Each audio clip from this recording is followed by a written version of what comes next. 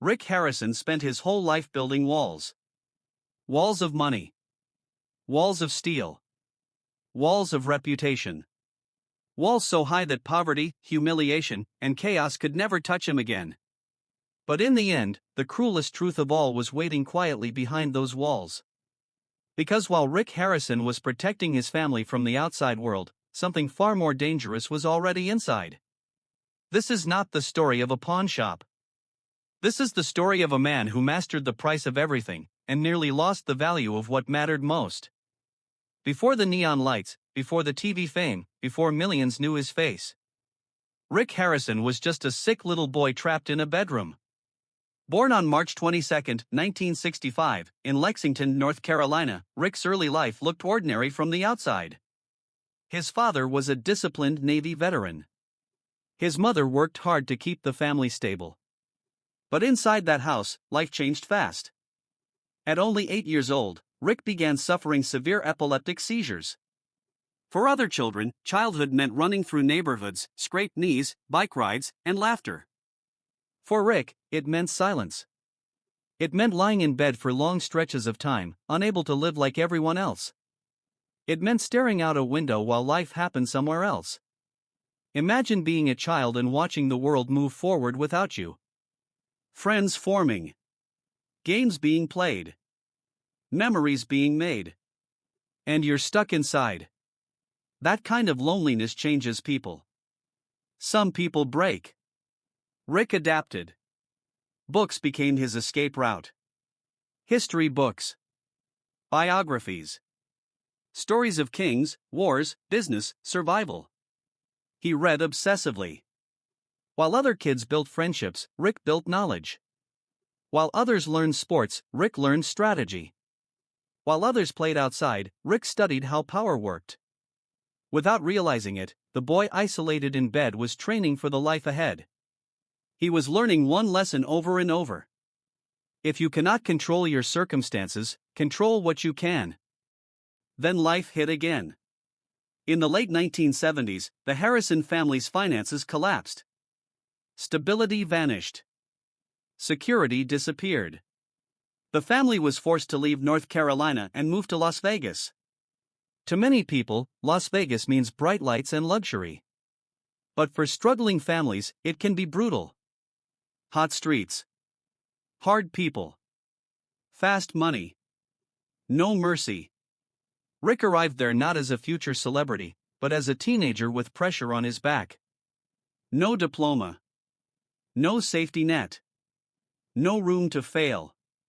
In 1981, Rick's father opened a tiny second-hand coin shop. It was small, cramped, and far from glamorous. That shop became Rick's classroom. He stood behind the counter day after day, learning how people behaved when they were desperate. He watched gamblers sell valuables after bad nights. He watched families pawn heirlooms to pay bills. He watched hustlers lie. He watched honest people cry. And every transaction taught him something. How to read faces. How to detect fear. How to sense greed. How to stay calm. How to negotiate. Most people saw junk. Rick saw stories. He could look at an old watch and imagine generations. He could examine a coin and know its era. He could spot details others missed. The sick child who once felt powerless had found a place where knowledge meant power. Years passed. The family fought regulations, debt, and constant setbacks. But in 1989, they finally secured a pawn license and officially opened the Gold and Silver Pawn Shop in Las Vegas. That little shop would eventually become world famous. But first, it demanded everything. Rick worked insane hours. Sometimes over 100 hours a week. Long days turned into longer nights. He sacrificed sleep. He sacrificed peace. He sacrificed youth. Every deal mattered because failure was expensive. One wrong purchase. One fake item. One bad month. Everything could collapse. So Rick hardened. He became sharper. Tougher. Less emotional. More controlled. The world rewarded him for it. Then came television. For years, Rick tried pitching a reality show based on the pawn shop. Networks rejected him. They heard pawn shop and imagined crime, desperation, and low-value TV. They didn't understand what Rick understood. The real treasure wasn't the items. It was the people. Eventually, History Channel gave the concept a chance. In 2009, Pawn Stars premiered. And everything changed. Almost overnight, the small family business became a global attraction. Thousands of tourists lined up outside. Fans crowded the store daily. Rick Harrison became a household name. The man once trapped in a bedroom was suddenly seen by millions. He was witty, sharp, confident, always in control. On television, Rick looked unbeatable. He could identify rare artifacts in seconds. He could shut down scammers with a glance.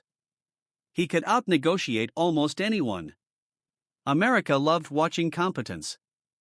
And Rick delivered it every episode. But success often charges hidden fees. The shop grew larger. Schedules grew crazier. Pressure intensified. Private life became public entertainment. Arguments with family became content. Especially with his son Corey. Viewers laughed at the tension. But inside families, repeated tension leaves scars. The cameras saw entertainment. They did not always see damage. Still, Rick kept going. Because momentum can become addiction. When you spend years chasing survival, slowing down feels dangerous. When you build identity around work, rest feels like failure. When praise keeps coming, it becomes hard to hear anything else. Rick had beaten poverty. But he may have been losing presence. Then came loss. In June 2018, Rick's father, Richard Benjamin Harrison, passed away at age 77. To viewers, he was the old man. Dry humor. Tough attitude. A fan favorite. To Rick, he was more than that. He was foundation. Discipline. History. The man who helped build everything. When he died, something changed. The chair he used to sit in became symbolic. Empty. Untouched. A reminder that even strong men leave. For many sons, losing a father creates grief. For Rick, it also created silence. The kind success cannot fill. Then family tensions reportedly deepened. Legal disputes. Emotional distance. Private fractures behind public smiles. The show continued. The brand continued. But grief does not care about production schedules. Then came the blow no parent is built to survive. In January 2024, Rick's son Adam Harrison died at 39 years old. Adam had lived mostly outside the spotlight. He was not the television face of the family. He lived more privately. And when the news broke, it hit with devastating force. Imagine spending decades trying to protect your family. Working non-stop. Building wealth. Creating security. Expanding legacy. Only to realize none of it can stop certain pain. Money cannot answer that phone call. Fame cannot reverse that news. Success cannot negotiate with death. For a man known for always having answers, there are no answers there. That is where the image of Rick Harrison changes. Not the TV negotiator. Not the pawn king. Just a father. A grieving father standing in rooms full of valuables that suddenly mean nothing. What is gold worth in a moment like that? What is celebrity worth? What is a showroom worth? What is a vault worth? Nothing. Because tragedy exposes real value instantly. And suddenly, time becomes the most expensive thing on earth. Many men spend their lives saying they are doing it for the family. And often, they mean it sincerely. They work long hours. Miss dinners. Miss birthdays. Miss quiet moments. They promise themselves it will all make sense later. Later, when things are secure. Later, when money is enough. Later, when life slows down. But later is never guaranteed. That may be the harshest lesson in Rick Harrison's story. He did what millions of men do. He tried to defeat uncertainty through work. He tried to protect love through money. He tried to buy safety through sacrifice. But family does not only need protection. It needs presence. It needs listening. It needs time while time still exists. To be fair, no outsider knows every private detail of Rick Harrison's relationships. No one sees the full truth except those who lived it. But pain has a way of revealing universal truths.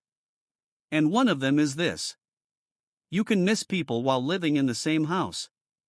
You can love deeply and still be absent. You can provide everything except yourself. That contradiction destroys many families quietly. Today, Rick Harrison still has wealth. He still has fame. He still has the iconic business. Tourists still visit. Fans still recognize him. The brand still lives. But people who have suffered real loss know something outsiders often miss. After certain phone calls, life is divided forever. Before and after. Before the call. After the call. Before innocence. After understanding. Before assumptions. After regret. And no amount of money bridges that line. Perhaps that is why so many people connect with Rick's story now in a different way. Not because he was successful. Not because he was famous. But because underneath all of it, he became something universal. A human being learning too late that control has limits. As a child, seizures taught Rick that life can become chaotic without warning. As a businessman, he spent decades building order. Rules. Numbers. Contracts. Inventory. Systems. Structure.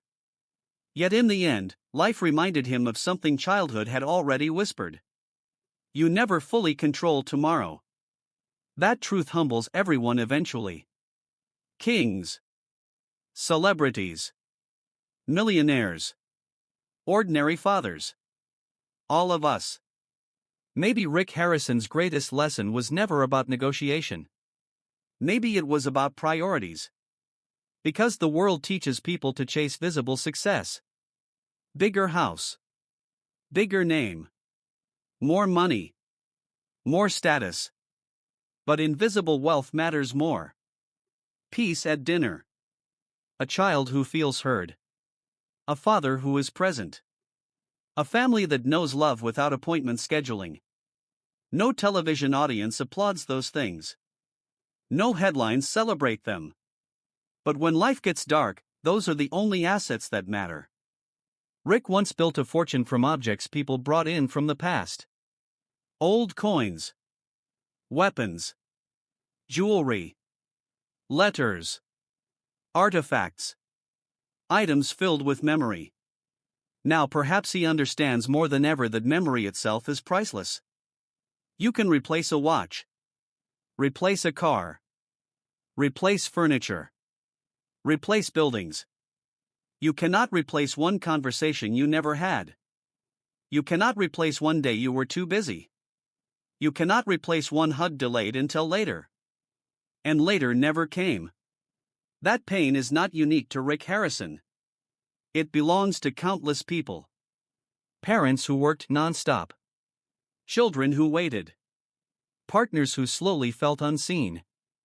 Families who assumed there would be more time. That is why this story resonates. Because beneath the celebrity name is a warning many people need. Do not wait for tragedy to teach value. Do not build such a strong future that you abandon the present. Do not become rich in everything except relationships. Rick Harrison spent a lifetime pricing history. But life gave him one final appraisal. And it may have been the most brutal one of all.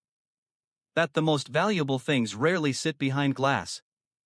They sit at dinner tables. In passenger seats. On couches. In ordinary afternoons. In random phone calls. In moments so small they seem forgettable until they are gone. Today, the lights of Las Vegas still burn. The pawnshop doors still open. Tourists still arrive hoping to meet the legend. And Rick Harrison may still smile, shake hands, and play the role the world knows. But somewhere behind that public face is a man who understands something millions still do not. You can win the game and still lose what mattered most. The deal is done. The price was time. And no one gets a refund.